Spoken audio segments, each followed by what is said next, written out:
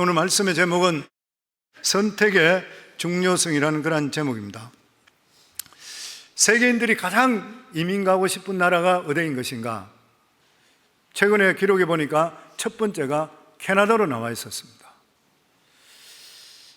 그런데 거기에 따로 설명이 나와 있는 것이 뭐냐면, 그럼에도 불구하고 여전히 미국을 가장 선호하고 있다, 그렇게 이야기했습니다.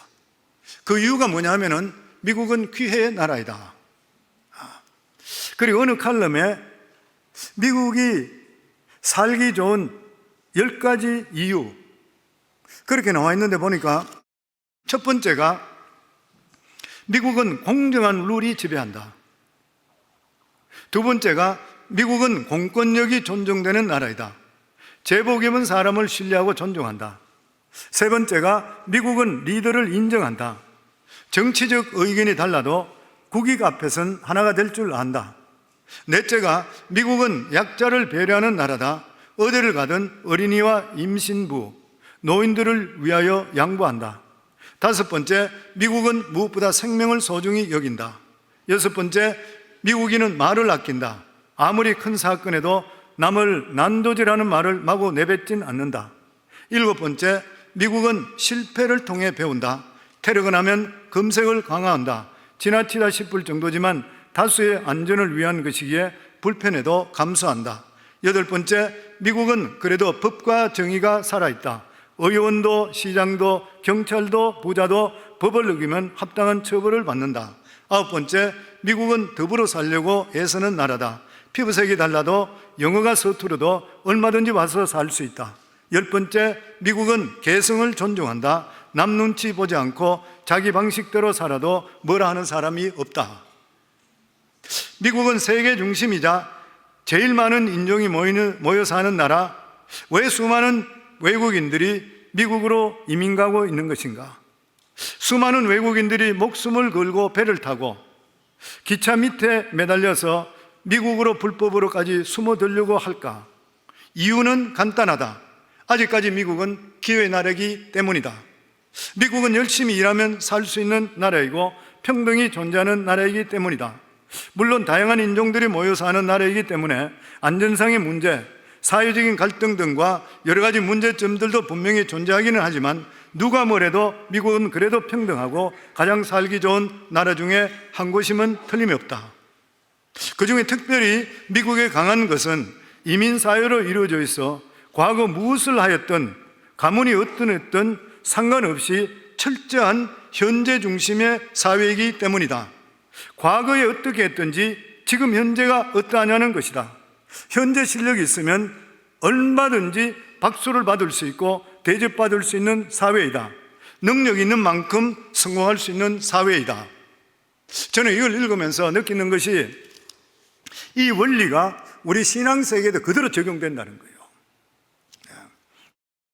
신앙이라는 것은 철저하게 현재적입니다. 현재적이요.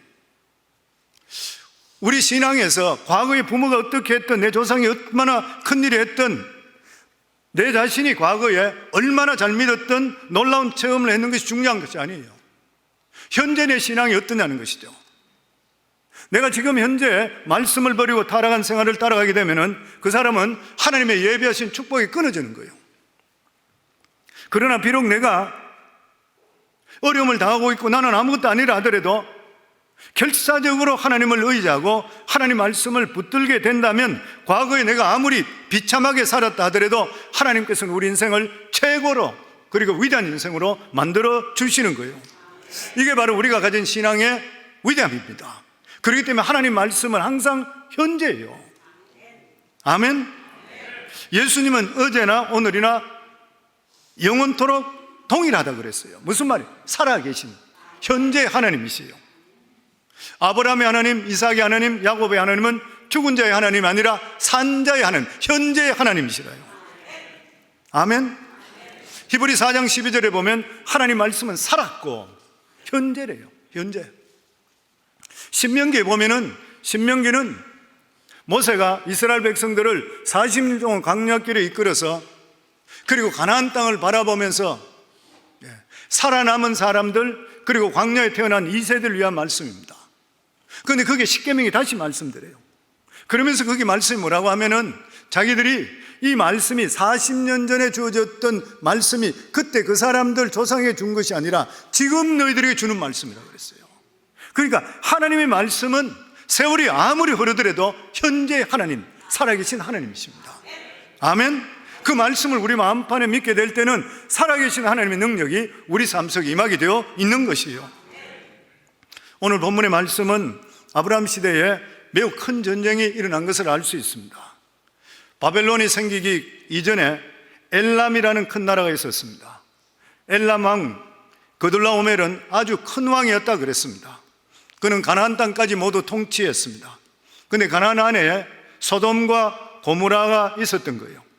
그런데 이 소돔과 고모라는 이 두 왕은 매년 그들라오멜 왕에게 조공을 바쳤습니다. 얼마 동안? 무려 12년 동안 바쳤던 거예요. 그런데 13년째 되었을 때에 이 소돔과 고모라를 비롯해서 주변 나라들이 이 그들라오멜을 배반하기로 결정했습니다. 자기들이 생각할 때 왜 우리가 이렇게 조공을 계속 보내야 되나? 우리가 힘을 합친다면 그들라오멜 정도는 얼마든지 이길 수 있다. 그렇게 해서 자기들끼리 연결했습니다. 5나라가. 그런데 이것을 알게 된 그들라오멜은 자기 주위에 있는 세 나라와 연합해서 먼저 공격해버렸던 거예요. 이렇게 했을 때에 지금의 이라크와 이란 지역의 네 왕과 팔레스타인 지역 안에 있는 5나라에 큰 전쟁이 벌어졌습니다. 이것을 역사학자들이 이야기할 때에 고대 중동 전쟁이라 그렇게 이야기합니다. 원래 소돔 왕과 고모라 왕은 이 전쟁을 대비를 했습니다. 그리고 특별히 자기들이 있는 그 장소는 석유가 나오는 곳이기 때문에 역청 구덩이가 많이 있었습니다. 그래서 그들은 이 구덩이를 통해서 그들라오멜 군대가 오게 된다면, 쳐들어오게 된다면 자기들이 계획을 짜서 자기들이 작전상 후회를 한다든 옆으로 빠지게 될 때 그 모르고 와서 그 구덩이 다 빠질 거로 예상을 했던 거예요. 그런데 이 그들라오멜과 이 다른 세 왕은 다른 쪽으로 돌아서 뒤쪽으로 해가지고 도로 쳐버렸던 거예요. 그러니까 자기들이 도망가면서 자기들이 파놓은 역청 구덩이 자기들이 빠지게 되는 거예요. 거기에 빠져서 죽고 나머지는 산으로 도망을 쳤습니다. 그런데 우리가 여기서 주의해야 될 것이 뭐냐면은 성경은 역사책이 아니라는 거예요. 성경은 역사적인 기록을 남기기 위해서가 아니라 우리 믿는 자들에게 교훈을 주시기 위해서 이 사건을 기록했습니다. 그래서 성경은 아무리 큰 전쟁이라 하더라도 신앙적인 의미가 없으면 기록하지 않습니다. 그렇다면 고대 중동 전쟁을 기록한 이유가 무엇인가요? 그 첫 번째가 롯의 선택이, 인간적인 선택이 얼마나 잘못되었다는 것을 보여주시기 위해서인 것이에요. 이 세상에는 두 가지 지혜가 있습니다. 인간의 지혜와 하나님의 지혜인 것이죠. 사람의 지혜는 확률적인 지혜, 경험적인 지혜입니다. 이런 것들은 평상시 모든 것들이 정상적으로 작동될 때에 도움이 되는 것이고 작용할 수 있게 돼요. 그러나 한 번도 겪어보지 못한 일이든지 아니면 위기 상황에 처해질 때에 확률이나 경험은 아무 소용이 없습니다. 이러한 위기 때는 무엇보다도 과연 이 가운데 하나님의 뜻이 어디 있는가를 생각하고 하나님의 뜻이 결정되게 되어 있는 것이에요. 롯이 왜 망해버린 것입니까? 하나님의 지혜를 버리고 인간의 지혜를 택했기 때문인 것입니다. 하나님의 지혜가 무엇인 것입니까? 하나님의 뜻이 하나님의 지혜인 것이요. 무엇을 결정하든 우리 삶 속에 신앙적으로 결정해야 되는 것이요. 그런데 롯은 목초지를 선택할 때에 신앙적인 기준으로 선택하지 않았습니다. 그는 물이 얼마나 풍부하고 풀이 얼마나 넉넉한지를 보고 선택했습니다. 지금으로 따진다면 내가 이 사업을 할 때 돈을 얼마나 많이 벌 수 있을 것인가? 내가 이 일을 통해서 내가 믿음적으로 얼마나 도움이 될 것인가 생각하지 않고 세상적으로 돈 따라갔던 것이죠. 전혀 신앙이 없는 사람이 이런 결정을 내렸다면 이해가 될 수 있는 그런 일인데 적어도 롯은 믿는 사람이었습니다. 그런데 롯의 계획 안에는 하나님의 계획이 전혀 없었어요. 자기 안에는 하나님이 전혀 포함되지 않았습니다. 하나님은 이 전쟁을 통해서 믿는 사람이 안 믿는 사람과 똑같은 결정을 하게 될 때에 얼마나 어리석은 결과가 나타난다는 것을 보여주는 것이요. 또 뿐만 아니라 인간의 삶 속에 전쟁이 일어날 줄 누가 알았어요? 생각하지 못하는 그러한 변수가 생기게 될 때에 망할 수 있다는 것을 보여주시는 것이요. 우리 그리스도인들은 안 믿는 사람과 절대로 똑같은 결정을 해서는 안 되는 것이요. 눈에 보이는 것을 따라가서는 안 되는 것이요. 내 계획 속에 하나님이 포함되어 있지 않는다면 내가 생각하지 못하는 변수가 터지게 되면 망하는 것이요. 그 말씀하고 있습니다. 왜 그런 것입니까? 이 세상과 우주의 모든 것을 경영하는 분이 여호와 하나님이시기 때문에 그런 것이요. 사람이 우주를 경영하지 않습니다. 히브리서 1장 3절에 보면 이는 여호와 하나님의 영광의 광채시요 그 본체의 형상이시라 그의 능력의 말씀으로 만물을 붙드시나니. 예수님은 하나님의 영광의 광채시요 그 본체의 형상과 동시에 그 능력의 말씀으로 이 우주를 붙들고 운행하고 있다고 하시는 것이요. 만드신 이가 하나님이시요 운행하시는 이도 하나님이시요. 그게 모든 인류의 역사와의 시작과 끝을 주관하시는 권한이 하나님께 달려 있는 것이요. 계시록 1장 8절에 보면 주 하나님이 가라사대 나는 알파와 오메가라 이제도 있고 전에도 있고 장차 올 자요 전능하신 자라 하시니라. 시간의 시작과 끝도 하나님 손에 지어져 있다고 하는 것이요. 아멘. 이와 같이 하나님을 대적해서 하나님을 제껴놓고 자기 일을 시작하고 자기 일을 자기 마음대로 전개하고 자기 마음대로 결정하는 것은 하나님 앞에 교만한 자인 것이고 하나님을 무시한 자인 것이요. 하나님께서는 이와 같은 인간의 교만을 절대로 그냥 버려두지를 않는 것입니다. 우리가 잘 알고 있듯이 바벨탑 사건을 통해서 너무나 분명하게 하나님께서 보여주셨습니다. 적든 큰늘 무슨 일이든 간에 하나님께서는 하나님이 포함되지 않는 것은 하나님이 허락하지 않는다면 그것은 무너질 수밖에 없다고 하는 것이요. 우리 인생의 시작도 하나님으로 시작됐다면 반드시 마침표는 우리가 마음대로 절대 못 찍습니다. 하나님이 찍으십니다. 우리 개인의 삶도 마찬가지인 것이죠. 나같이 조그마한 개인인 삶에 하나님께서 과연 관심을 가지고 있을까? 하나님은 정말 관심을 크게 가지고 계십니다. 하나님은 여러분 한 사람 한 사람에 대해서 말할 수 없는 관심을 갖게 되는 것이요. 하나님을 만나게 될 때 깨닫게 됩니다. 하나님의 살아계신 걸 체험하게 될 때 하나님께서 나를 생각하셨구나, 알고 계시구나 알게 되는 것이요. 시편 139편 16절에 보면 내 형질이 이루기 전에 주의 눈이 보셨으며 나를 위하여 정한 날이 하나도 되기 전에 주의 책에 다 기록되었나이다.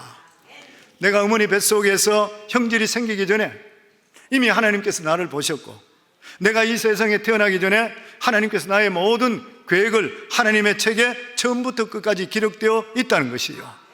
그렇기 때문에 하나님께서는 우리 한 사람 한 사람에게 무한한 관심을 가지고 계십니다. 하나님께 여러분을 사랑하는 줄 믿으시는가요? 아멘. 저도 정말 예수님 만나기 전까지는 내가 내 인생 사는 줄 알았어요. 우리 다 그렇잖아요. 이렇게 살다가 그냥 열심으로 살다가 성공하려고 그러고 그러다 죽는 것이라 생각했던 것이요. 근데 하나님이 살아계신 걸 체험할 때 하나님께서 나를 먼저 알고 계셨구나, 하나님께서 나를 안다고 느껴지면 어떻게 되는 것이요? 모든 일에 대해서 감사할 뿐만 아니라 무슨 일을 하더라도 소신이 있습니다. 자신 있게 되는 거죠. 왜냐하면 우리의 백은 하나님이시기 때문에. 아멘. 예수님 말씀하시기를 우리의 머리털 수까지 다 헤아리신다. 예레미야는 직접 예레미야서 1장 5절에 보면은 하나님께서 예레미야를 보시고 내가 너를 복중에 짓기 전에 미리 알았고 내가 태에서 나오기 전에 내가 구별하였고 너를 열방의 선지자로 세웠느니라.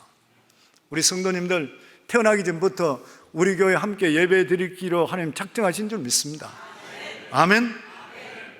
네, 그렇기 때문에 우리 모두 다는 하나님께 미리 알려진 바 되었고 어머니 복중에 태어나기 전에 하나님께서 이미 아신 바 되었고 우리가 태어나서 울음소리가 내기 전에 하나님께서 우리의 모든 일생을 하나님 책에 기록되어 놓았다는 것이죠.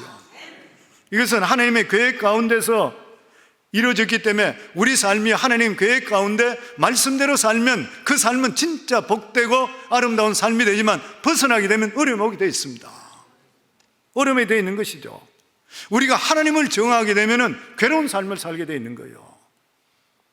하나님이 딱 끊어오신 길, 대로로 가지 않고 내가 길을 만들려고 하니까 얼마나 힘들겠어요.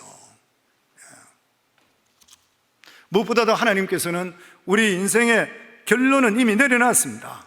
아무리 하나님을 반역하고 내가 내 뜻대로 살고 싶다 한다 하더라도 결론은 이미 하나님이 내려놨습니다. 무엇인 거예요?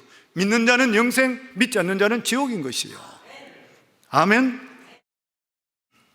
성경에 보면 믿는 자는 영생에 들어갈 것이요 하나님을 반역한 사람은 불과 영으로 타는 못에 빠질 것이라. 결론을 내려놨습니다. 이 결론은 사람이 절대로 바꿀 수가 없는 것이요, 그렇기 때문에 우리 인생이 살아가는 삶 속에 인생의 결론은 우리가 절대로 내릴 수가 없는 것이요, 태어난 것도 내 마음대로 못 태어나는 것이고 죽는 날도 내가 모르고 마음대로 죽을 수가 없는 그런 인생인 주제에 어떻게 내 인생을 내가 결론 내릴 수 있겠습니까? 내릴 수가 없는 일인 것이죠. 사람이 자기의 길을 아무리 교회 간다 하더라도 발걸음을 인도하시는 분은 여호와 하나님이시라는 것을 우리가 알아야 되는 것이요. 잠언 16장 1절에 보면 마음의 경영은 사람에게 있어도 말의 응답은 여호와께 나오느니라. 야고보서에 말하기를 들으라, 너희 중에 말하기를 오늘이나 내일이나 우리가 아무 도시에 가서 거기서 1년을 유하며 장사하며 일을 보고자 하는 자들아, 내일 일을 너희가 알지 못하는도다. 너희 생명이 무엇이뇨? 너희는 잠깐 보이다가 없어지는 안개니라. 우리의 생명이 안개래요. 해가 뜨면 없어지는, 사라지는 거래요. 진짜 실감해요. 얼마 전에, 한 서너 달 전에 저희 책이 새로 나왔다고 해서 우리 사돈이 아주 여기 오래되는 분이고 그래 되는 분인데 이제 같이 식사 대접한다고 식사까지 같이 했어요. 그런데 이번에 제가 소식을 들으니까 한국에 갔다가 어떤 회의에 참석한다고 갔다가 이빨이 어떻게 안 좋아서 치과 가서 마취를 했다 못 깨어나서 세상 떠나버렸어요. 제가 들으면서 신문 보고 깜짝 놀랐어요. 신문 안 보고 알았어요. 성도님 인생이 굉장한 것 좀 별거 없어요. 진짜 안개 한순간에 없어지는 것이요, 우리가 큰 소리 칠 것이 뭐가 있겠습니까? 잠언 19장 21절에 보면 사람의 마음에는 많은 계획이 있어도 오직 여호와의 뜻이 온전히 서리라. 시편 127편 1절에도 보면 여호와께서 집을 세우지 아니하시면 세우는 자의 수고가 헛되며 여호와께 성을 지키지 아니하시면 파수꾼의 경성함이 허사로다. 너희가 일찍이 일어나고 늦게 누우며 수고의 떡을 먹음이 헛되도다. 시편 37절에 보면은 내 길을 여호와께 맡기라. 그리하면 저가 너를 인도하고 이루어 주시리라. 아멘. 수단과 방법으로 사시지 마시고 우리 인생 주님께 온전히 맡기기를 주 이름으로 축원합니다.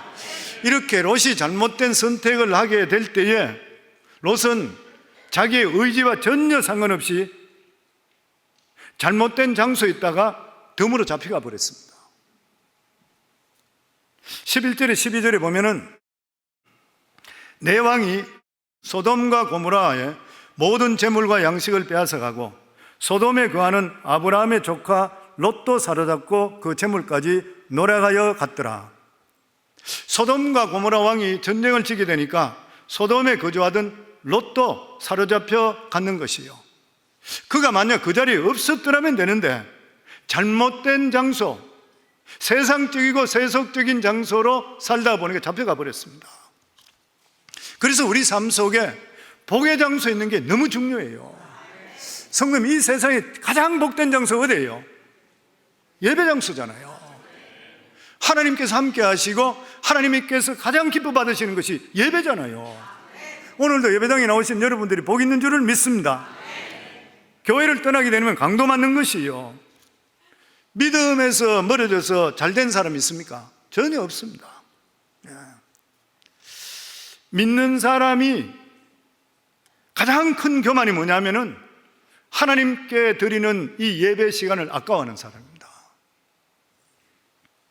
예배를 시간 낭비라 생각하는 사람, 이미 그는 위험한 자리로 내려가고 있는 사람이에요. 많은 믿지 않는 그런 부모님들이 한국의 이야기를 들어보니까 교회 보내는 시간이 아까워서 못 보낸다 그래요. 당연한 이야기죠. 교회 다니는 부모님도 그런 생각을 하는 경우도 있다 그러니까. 근데 하나님의 백성들이 예배 드리는 시간을 아까워하고 헌금 드리는 것을 아까워하고 기도 드리는 시간이 너무 아까워서 적당히 지나친다면 그 사람은 회복할 수 없는 신앙의 경지로 들어가는 거예요. 우리가 예배를 하는 것은 하나님으로부터 받았던 그 은혜에 감사하기 때문에 나와서 예배 드리는 순간부터 내 마음속에 기쁨이 넘쳐야 돼요. 내가 하나님 주시는 물질을 하나님께 드릴 때 내 마음에 더 기쁨이 넘쳐야 돼요. 이게 당연한 일이잖아요. 기도할 때마다 내 기도 들어주신다고 믿으니까 하나님께 기도 드리는 거 얼마나 우리의 특권인 것이에요.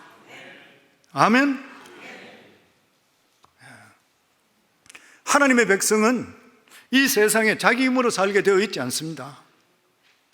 왜냐하면 내가 통제할 수 있는 변수가 세상에 너무 많기 때문인 것이요. 하나님께서 우리들 삶 속에 간섭하시고 지켜주시지 않으시면 우리는 금방 실패할 수밖에 없는 것이요. 어디서 사고가 어떻게 터질지 우리가 알 수가 없는 일인 것입니다. 하나님이 지켜주셔야 되는 것입니다. 그래서 성도님들, 하나님께 바치는 시간을 아까워하지 않기를 주의 이름으로 축원합니다. 하나님께 시간을 바치는 것이 되돌아보면 실제로 시간을 전략하는 시간이에요. 요즘 그렇다 그래요. 예배 시간이 자꾸 짧아진다 그래요. 예배 드린 게 자꾸만 줄어든다 그래요. 보면은 정말 우리가 믿는다 그러면서 앞으로 더욱더 시간을 전략하고 그것을 시간이 내가 웨이스트된다 생각하고 헌신하고 이런 일들에 대해서 인색해질까 우리 자신들을 두려워할 수가 있어야 되는 것이요. 우리는 지금까지 하나님께서 안전하게 은혜 속에 살게 해주신 것, 평안하게 살게 해주신 것, 모든 것이 하나님의 은혜인 것이요. 하나님 앞에 절대로 인색하지 않기를 주의 이름으로 축원합니다. 우리는 세상을 살면서 사람들에 대해서는 시간을 많이 써요. 저 사람이 나를 어떻게 생각할까? 저 사람을 좀 만나야지 내가 사업도 잘 되고 아니면 이 일에 도움이 될 것이라 이렇게 해서 많은 시간을 들여요. 근데 성도님 지나가 보면 의미가 없습니다. 사람들 생각하지 말고 하나님께 오래오래 시간을 드릴 수 있기를 주의 이름으로 축원합니다. 세상의 모든 일들을 가장 현명하고 빨리 처리할 수 있는 그러한 길은 뭐냐면 하나님께서 일해 주셔야 돼요. 성령께서 일해 주셔야 되는 것이요. 그래서 우리가 하나님 뜻 가운데 살아가시고 하나님께 나와서 올바른 예배 드리게 될 때에 내가 어려워했던 일들이 저절로 풀어지는 역사를 경험하게 되어 있는 것이요. 왜냐하면 하나님께서 개입하시기 때문인 것입니다. 그래서 이스라엘 백성들이 출애굽하고 나서 하나님께서 가장 먼저 훈련시킨 것이 40년 광야 동안에 그냥 계속 예배만 드리도록 했습니다. 종으로 살던 사람, 일주일 내내 일하는 사람, 일을 하려면 얼마든지 일하겠는데 멈추질 못하는 사람, 이런 사람들에게 멈춰라. 너희가 6일 동안 일하고 나면 6일째는 갑절을 더 줄 테니까 너희들이 일주일날은 멈춰라. 그리고 너희는 쉬라. 나에게 예배 드리라. 그걸 계속적으로 40년 훈련시킨 거예요. 그리고 새벽마다 만나를 주신 것은 새벽을 깨워서 하나님께 기도해라. 계속적으로 그랬던 것이에요. 가장 기본적인 일이잖아요. 그렇기 때문에 성도님들, 예배 승리할 수 있기를 주의 이름으로 축원합니다. 예배는 우리의 생명을 공급하는 생명선이 되는 거예요. 예배를 떠나면 생명줄이 막히기 때문에 진짜 영적으로 죽음을 맛보게 됩니다. 그리고 모든 일들이 트위스트되기 시작하는 것이에요. 우리 삶 속에 모든 일들이 자꾸만 꼬이는 일이 있을 때는 자기 자신의 예배 자신을 돌아봐야 됩니다. 내가 믿음적으로 바로 서 있는 것인가? 영적으로 예배 드리지 못하는 사람은 영혼이 시들어가게 되어 있는 것이요. 그러나 내가 예배에 와서 하나님의 은혜를 받게 될 때는 어두움의 그림자, 패배감이 없어지고 내 삶 속에 승리감, 자신감이 넘치게 되어 있는 거예요. 누구를 통해? 성령을 통해 넘치게 되어 있는 것이에요. 저는 우리 성도님들 이 복의 장소를 빼앗기지 않기를 주의 이름으로 축원합니다. 그리고 복음이 있는 장소가 복의 장소입니다. 복음이 있는 것. 그래서 성도는 우리가 돌아보면 예수 믿고 구원받고 하나님 말씀 속에 사는 게 얼마나 복 중에 복인지를 모르는 거예요. 우리가 명심해야 될 것은 하나님 중심적으로 살지 않으면 망하게 되어 있습니다. 하나님 중심적으로 서 있지 않으면 풍파가 오게 되면 전복되고 침몰돼요. 아까도 읽었던 시편 127편 1, 2절에 보면 여호와께서 집을 세우지 아니하시면 세우는 자의 수고가 헛되며 여호와께 성을 지키지 아니하시면 파수꾼에 껴있음이 헛되도다. 너희가 일찍 일어나고 늦게 누우며 수고의 떡을 먹음이 헛되도다. 하나님 중심으로 서 있지 않는 개인과 가정, 언젠가는 침몰한다는 것이요. 왜냐하면 인간은 미래를 알 수 없기 때문인 것입니다. 지금도 세상은 점점 살기가 좋아져요. 편리해지고 있는 것이에요. 그런데 그게 비례해서 삶이 좋아지는 것인가? 아니라는 것이요. 더 많은 사람들이 자살하고, 더 많은 사람들이 공허해지고, 더 많은 사람들이 이혼하고 가정들이 깨트려지는 것이요. 외형적으로 많은 것을 갖고 많은 것을 배우는데도 불구하고 인간은 결코 충족될 수가 없는 것이요. 나라도 마찬가지인 것입니다. 하나님 없이 잘 되는 것은 잘 되는 것이 아니라 결국 멸망으로 달려가는 것이요. 우리가 잘 알고 있듯이 독일은 자기들 아리안 족속이라 해서 최고로 우수하다는 교만이 넘침을 통해 세계를 전쟁의 불구덩이로 몰아넣었던 그러한 나라였었습니다. 그리고 결국 패해버리고 말았던 것이요.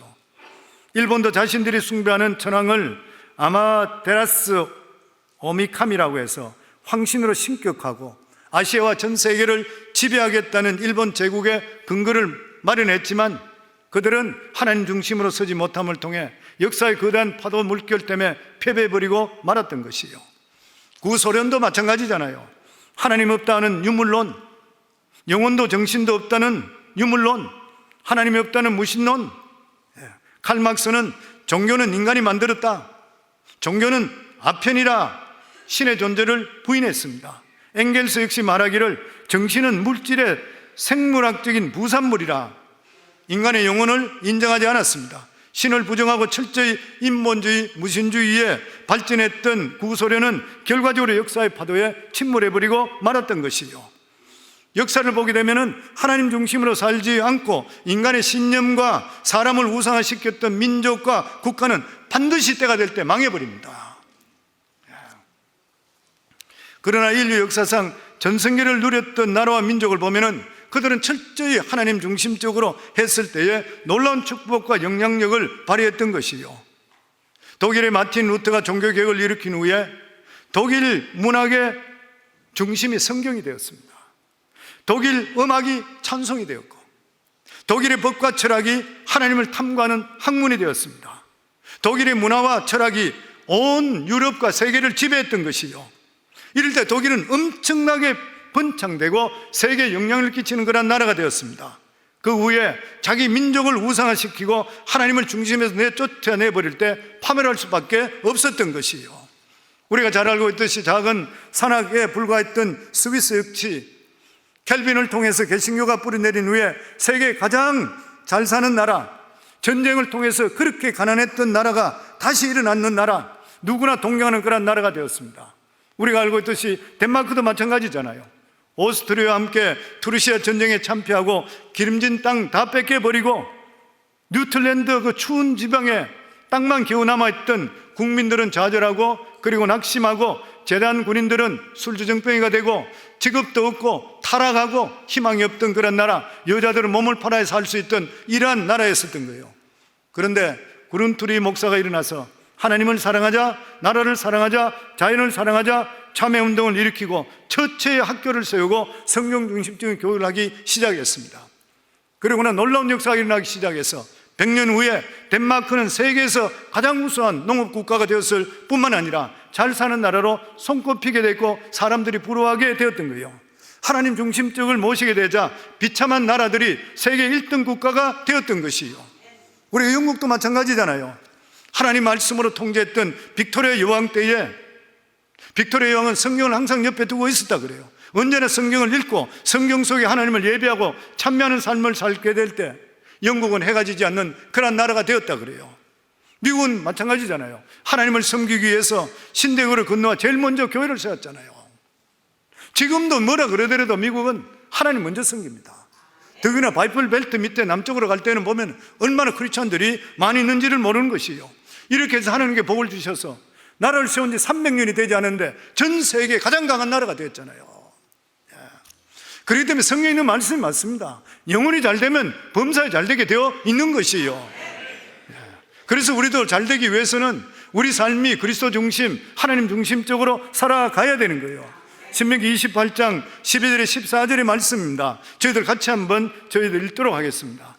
여호와께서 너를 위하여 하늘의 아름다운 보고를 여시사 내 땅을 때를 따라 비를 내리시고 내 손으로 하는 모든 일에 복을 주시리니 내가 많은 민족에게 구어질지라도 너는 꾸지 아니할 것이요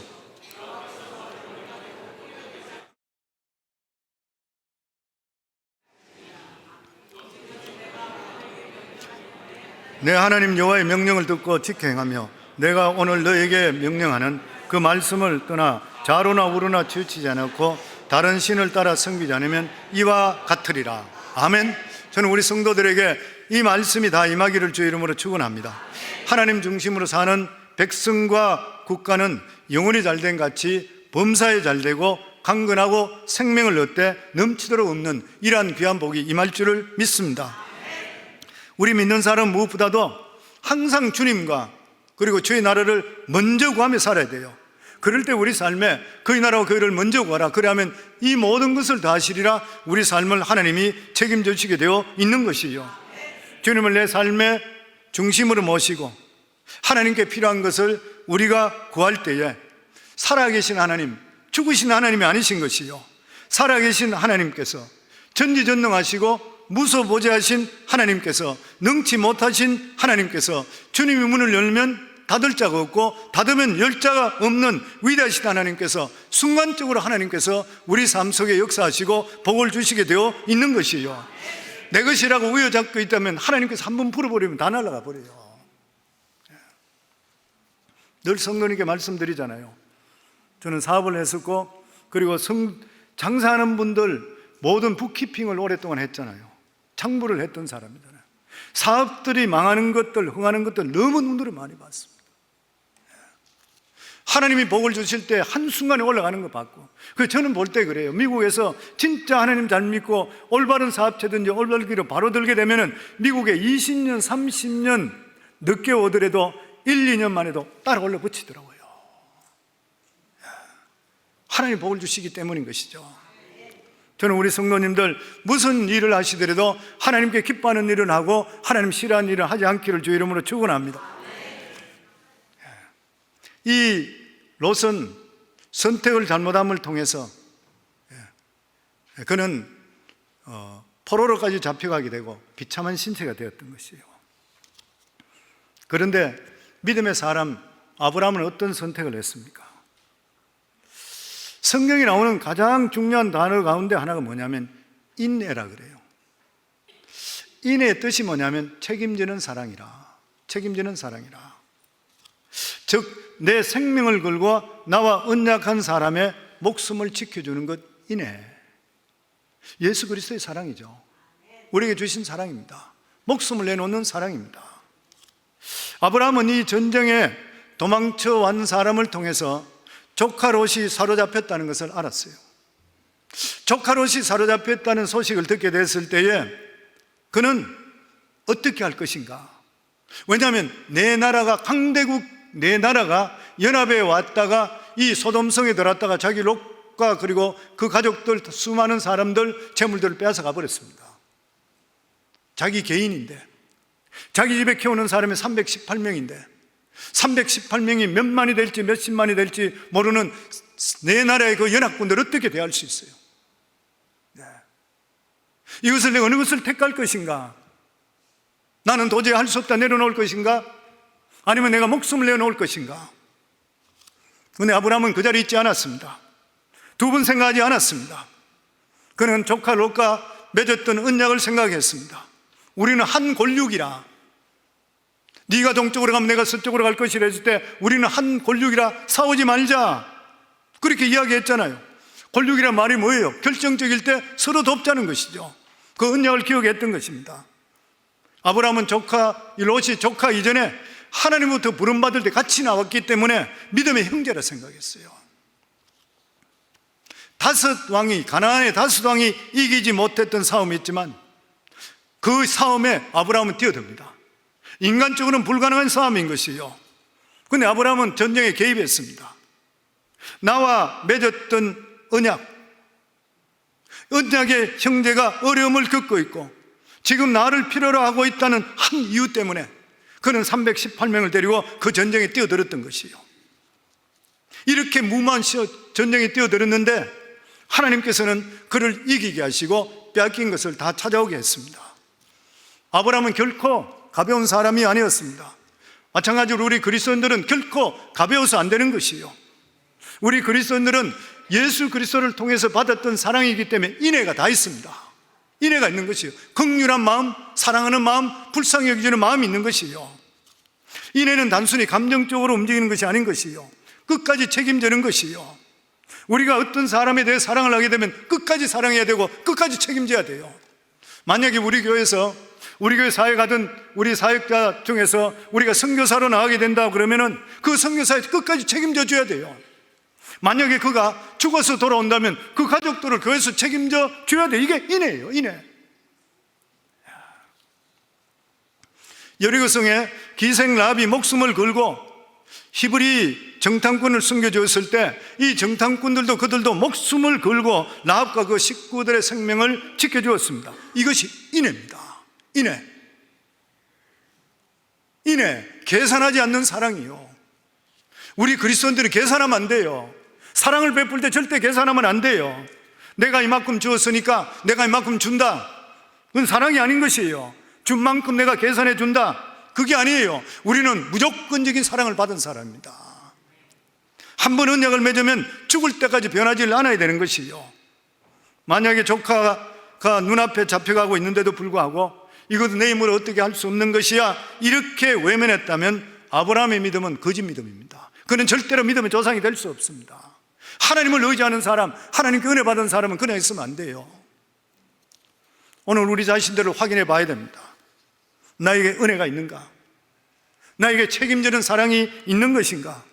나의 도움을 절실히 바라는 사람, 내가 나를 필요로 하는 사람, 내가 모르지 않은 차가운 마음을 가지고 있다면 그 사람은 몸은 하나님께 가까이 나와 있는지 예배당에 나와 있는지 모르지만은 실제적으로 그 사람은 하나님과 떨어져 있는 사람이에요. 왜냐하면 하나님께서는 죄 가운데 있는 우리들을 위해서 팔짱 끼고 보고 있지 않았습니다. 스스로 인간의 육신이 되어서 이 세상에 오셔서 우리의 죄값을 치러주시고 우리를 건져주신 인애하시는 하나님 사랑이에요. 같은 믿음의 형제가 나의 도움을 바라고 있고 나의 필요가 있는데도 불구하고 못 본 채하고 내 욕심대로 사는 사람이 있다면 하나님의 사랑을 받을 수 있는 자격이 있는 사람인가? 그래서 우리 삶 속에는 내가 지금 이렇게 하는 것이 하나님께서 기뻐하실까? 항상 생각해야 되는 것이에요. 이렇게 우리 삶 속에 먼저 사랑을 생각하고 내가 베푸는 삶 사고 내가 약속했던 걸 기억하고 내 생명까지 내어놓는 일이 생기게 될 때 어떻게 됩니까? 아브라함이 이런 결정을 하게 될 때 하나님께서 보고 계시다가 거기에 개입하십니다. 개입하시는 것이죠. 우리 삶 속에 이러한 우리 삶 속에 인애가 있다면 보좌 있는 하나님을 불러내시는 것이에요. 그 인애가 하나님의 도움을 끄집어내고 하나님을 움직이게 했습니다. 이게 어떻게 318명으로 가능한 일이에요? 불가능한 일인 거예요. 그런데 선한 동기로, 사랑의 동기로 일하게 되면 하나님을 불러낼 수 있게 돼요. 우리들에게 신실한 책임지는 사랑이 있는 것인가? 나는 신실한 사랑을 위해서, 이웃을 위해서, 선교를 위해서, 수많은 생명들을 위해서 하나님이 주신 내 생명 값에 대해서 감사해서 내 시간과 물질을 얼마나 희생하고 있는 것인가? 이웃을 위해서 내 자신의 시간과 물질을 쓰기 싫어하는 사람, 이러한 사람은 어떤 사람 말하기를 그리스도인이 가져야 할 필수품을 갖지 못한 부족하고 하나가 빠진 사람과 똑같다 그랬어요. 저는 우리 성광교회 성도님들은 주위에 우리에게 도움이 필요한 사람을 절대로 외면하지 않기 바랍니다. 하나님께서 우리가 죄 가운데 있을 때 외면하지 않으시고 하나님 무조건적인 은혜는 우리를 건져주셨어요. 그리고 지금까지 살아가는 것이 하나님의 은혜라고 입으로 고백하신다면 우리가 전 세계에 흩어져 있는 수많은 사람들, 우리의 도움이 필요한 사람, 우리의 이웃의 도움이 필요한 사람, 나를 필요하는 사람, 더더욱이나 믿음의 형제 자매들에게는 우리가 아낌없이 우리 것을 내놓을 수가 있어야 되는 것이 인애예요. 그게 진짜 사랑인 것이요. 저는 우리 성도들이 그렇게 되기를 주의 이름으로 축원합니다. 아브라함이 이렇게 됐을 때 어떻게 됐습니까? 멜기세덱으로부터 엄청난 축복을 받게 됩니다. 19절과 20절에 보면 그가 아브라함에게 축복해 가로되 천지주제시여 지극히 높으신 하나님이여 아브라함에게 복을 주옵소서. 너희 대적을 내 손에 붙이신 지극히 높으신 하나님을 찬송할지로다 하며 아브라함이 그 얻은 것의 10분의 1을 멜기세덱에게 주었더라. 조카 롯이 포로로 잡혀갔다는 소식을 들은 아브라함은 집에서 키운 318명을 거느리고 다메섹까지 쫓아가서 밤에 기습하고 군대를 파하고 포로와 재물들을 다 찾아왔습니다. 이 작전을 통해서 아브라함은 더 큰 거부가 됐던 거예요. 왜냐하면 도로 찾아온 것은 일체 권한은 자기에게 있기 때문인 것이에요. 재물도 사람도 자기 마음대로 처분할 수 있습니다. 그런데 아브라함은 아무것도 갖지 않았습니다. 이것은 우리에게 큰 교훈인 것이에요. 사람은 내게 보내고 물품은 내게 취하라. 아브라함이 소돔 왕에게 이르되 천지주제시여 지극히 높으신 하나님 여호와께서 내가 손을 들어 맹세하노니 내 말이 내가 아브라함으로 치붙게 하였다 할까요? 내게 속한 것은 물은 한 실이나 신들매라도 내가 취하지 아니하리라. 오직 소년들의 먹을 것과 나와 동행한 아넬과 아스골과 마물의 분깃을 제할지니 그들이 그 분깃을 취할 것이라. 멜기세덱은 아브라함에게 축복했지만 아브라함에게 영광은 돌리지 않았습니다. 왜냐하면 아브라함을 승리케 한 분이 하나님이라는 것을 선포합니다. 20절에 보면 너희 대적을 내 손에 붙이신 지극히 높으신 하나님을 찬송할지니라 하매 멜기세덱이 했던 말이 뭔 것이요? 모든 축복은 어디서 온다고요? 하나님부터 옵니다. 모든 복은 하나님부터 오는 거예요. 만약 하나님께서 아브라함에게 대적을 붙이지 않았더라면 그 작은 군사로 절대 이길 수가 없는 것입니다. 아브라함은 멜기세덱의 설교를 들으면서 두 가지를 깨닫습니다. 만약에 멜기세덱의 설교를 듣지 않았더라면 아브라함도 인간이기 때문에 실수할 수 있는 것이죠. 왜냐하면 물질에 대한 유혹은 너무나 무섭기 때문에 그렇습니다. 그는 첫째로 이 승리를 주신 분이 확실히 하나님이라는 것을 깨닫게 됩니다. 318명이 어떻게 대군을 이길 수 있습니까? 멜기세덱을 통해 또다시 깨닫게 되는 것이요. 두 번째로 깨닫게 된 것은 승리를 주신 하나님께 영광을 돌리기 위해서 이 승리는 하나님이 주셨습니다. 상징적으로 11조를 바치는 거예요. 전리품으로 11조를 멜기세덱이 바쳤습니다. 그러니까 이 11조는 전쟁에 대한 하나님의 주권을 인정하는 것이요. 그렇다면 11조가 무엇입니까? 수입의 일부가 아닌 것이요. 이 수입에 있게 하신 하나님의 주권을 인정하는 것이 11조입니다. 그래서 대표성의 원리라 그러잖아요. 전체 주시는 물질이 하나님 것인데 그 중에 대표적으로 10분의 1만 드리면 장자를 드린 것과 마찬가지로 하나님께 장자권을 드립니다 하듯이 11조 드리는 것이에요. 내가 가지고 있는 10개 중에 한 개를 빼앗아가는 하나님이 아니시고 전체 주인의 감사해서 그 감사의 조건으로 상징적으로 드리는 것이에요. 내가 극복할 수 없는 어려움을 하나님이 이기게 하시기 때문에 어떻게 보답합니까? 아브라함은 11조를 드렸습니다. 그러니까 11조는 다른 말로 일하면 물질로부터 자유함, 내 것이 아니라 아무것도 내 것이 없다. 11조를 내는 사람은 두 가지 특징이 있습니다. 하나는 믿음입니다. 누가 뭐라 그래도 믿음 없는 사람 못 내요. 뭐 이리 변명하든 저리 변명하든 간에 믿음으로 내는 것이요. 두 번째는 물질에 대한 자유함입니다. 그 사람에게 돈이 절대적인 영향을 미치지 못한다. 11조를 드리기 시작하면 물질로부터 자유함의 축복이 옵니다. 우리 속에 아브라함의 11조는 자기 일을 포기하는 선언이에요. 내 것이 없다, 이 물질 전체의 종이 안 되겠다, 선언이잖아요.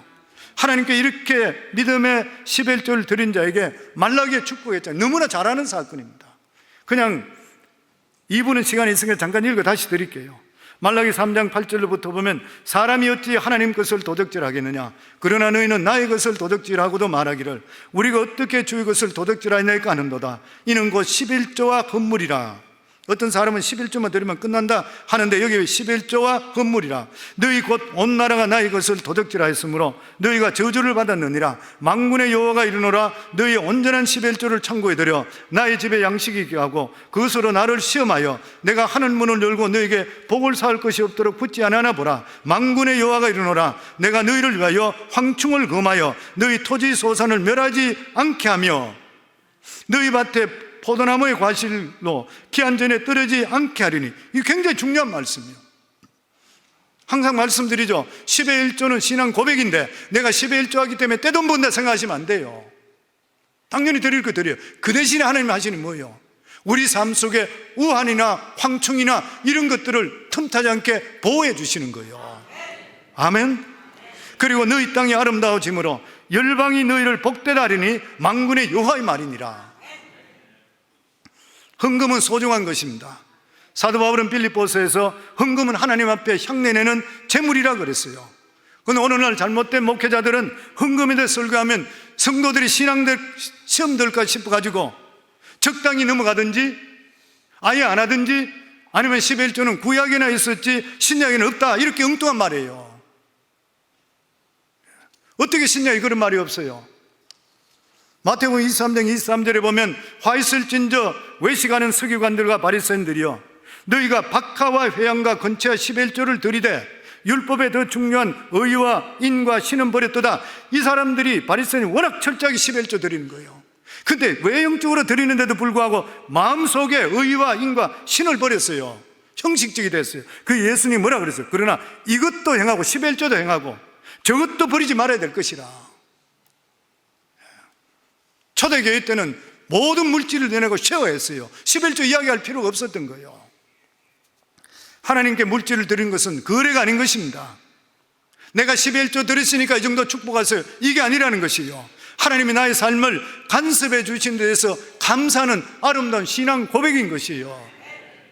그래서 우리 교회에서는 오늘 우리 재직들 새로 되고 또 있는 분들 다 있고 하지만 우리 교회의 직분자들 서리집사들부터 해서 모두 다 편지를 보내고 할 때 퀄리파이 될 때에 재정부로 먼저 서류를 보내서 이분의 10의 1조 생활 그리고 교회 출석부 전부 보고 주일부터 해서 잘하고 있는지 다 보고 나서 그러고 편지를 보내요. 그리고 본인이 그것을 받아보고 자기들이 헌신하겠다면 사인회가 보내면 그때 집사를 주는 거예요.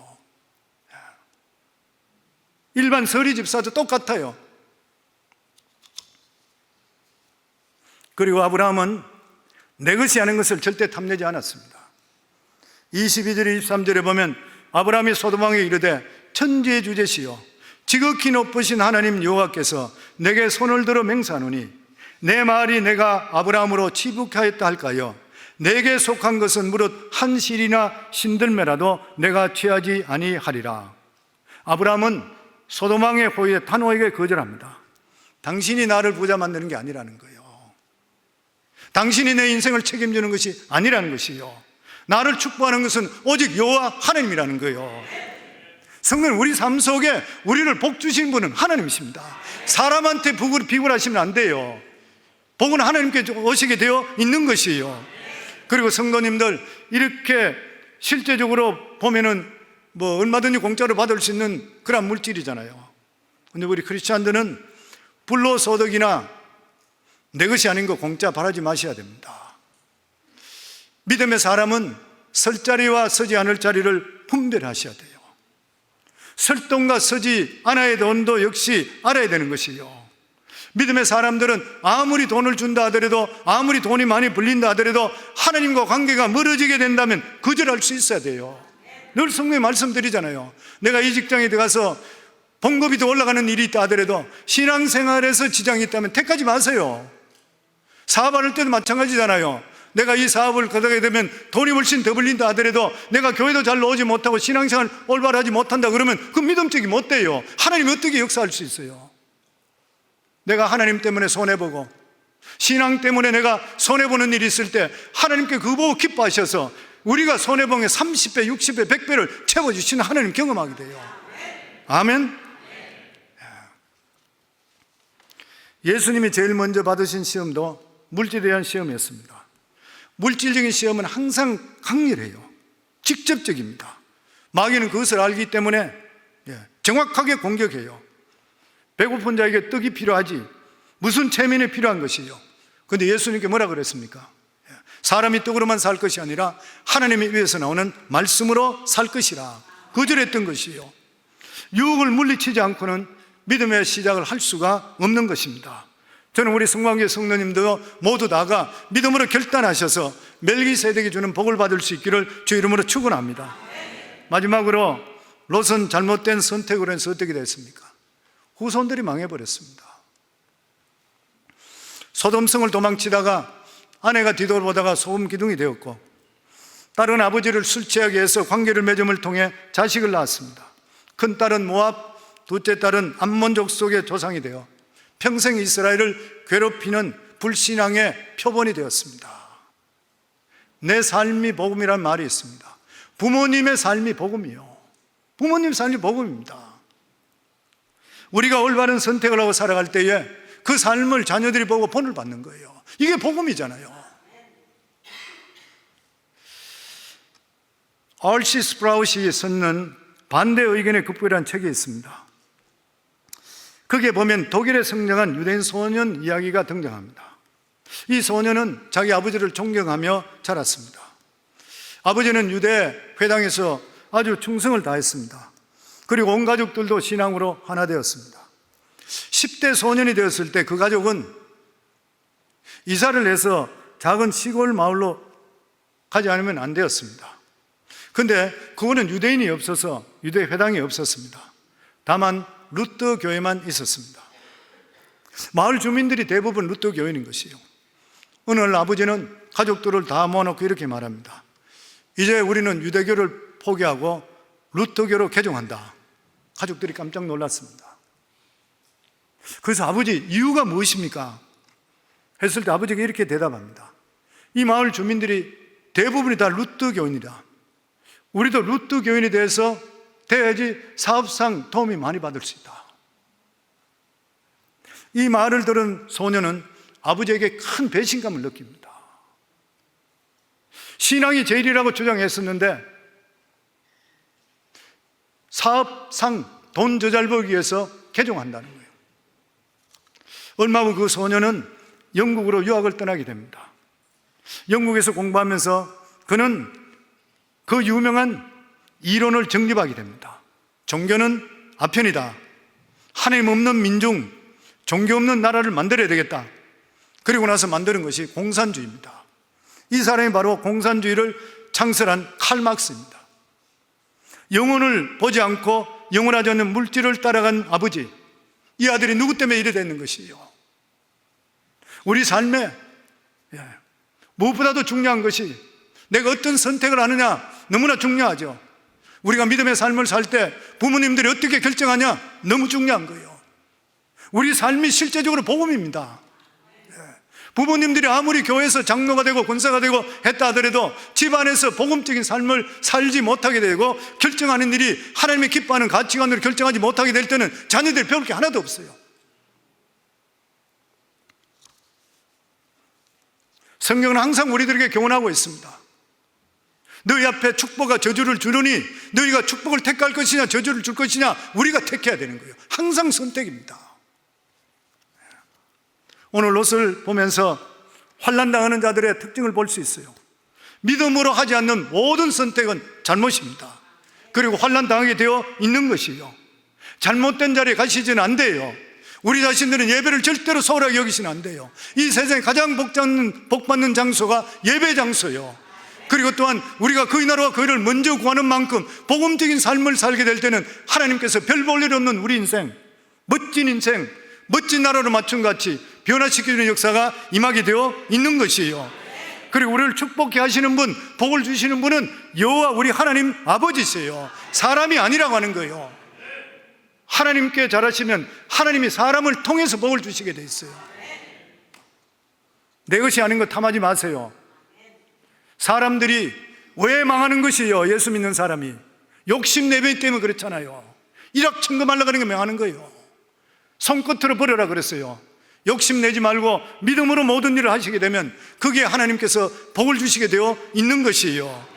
그리고 성도님들, 부모님의 삶이 복음이라. 오늘 우리 아기 데려와서 그레이스 부모님 마찬가지예요. 아기를 이렇게 키워서 성도들이 아무리 축복을 하더라도 부모님의 살아가는 삶이 복음이 될 수 있어야 됩니다. 그러면 그 아이는 분명히 훌륭하게 잘 자라나서 시대를 이끌고 하나님을 기쁘게 하는 사람이 될 줄을 믿습니다. 저는 우리 성광교회 성도님들 정말 모두 다가 믿음으로 사시고 믿음의 가문 일으켜서 우리 성도님들의 자녀들이 저기 미국과 전 세계를 이끄는 그러한 우리 교회에서 항상 외치듯이 시대를 이끄는 믿음으로 영적인 지도자, 정치적인 지도자, 경제적인 지도자, 문화적인 지도자가 나오게 하시고, 미국의 대법관들이 나오게 하시고, 그리고 또한 인류 이바지하는 노벨상을 수상하는 인재들이 나올 수 있는 것이 부모님들이 복음이 될 때 이루어지게 되어 있는 것이요.